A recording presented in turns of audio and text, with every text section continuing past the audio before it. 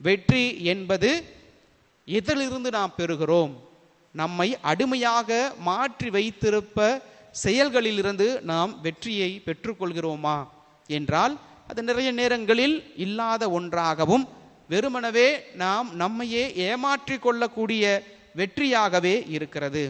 ஆனால் இறைமகன் இயேசுவினுடைய பார்வையினிலே அவர் தருகின்ற வெற்றி வேறு, இந்த உலகம் கொண்டாடுகிற வெற்றி என்பது வேறாக இருக்கிறது. அன்புக்குரியவர்களே, இறைவனை நாம் உற்று நோக்க மறந்திருந்தாலும், அவரோடு நாம் உரையாட மறந்திருந்தாலும், அவரோடு நம்முடைய அன்றாட அனுபவங்களை பகிர்ந்து கொள்ள மறந்திருந்தாலும், அவருடைய அருகாமையில் அமர்ந்து ஒரு சில மணித்துளிகளை செலவிட மறந்திருந்தாலும், நம்மை மறவாத நம் ஆண்டவர் இயேசு கிறிஸ்து நம்மோடு எப்போதுமே பயணிக்க வல்லவராய், நம்முடைய கரங்களை பிடித்து நம்மை வழிநடத்தக்கூடியவராய் இருக்கிறார்.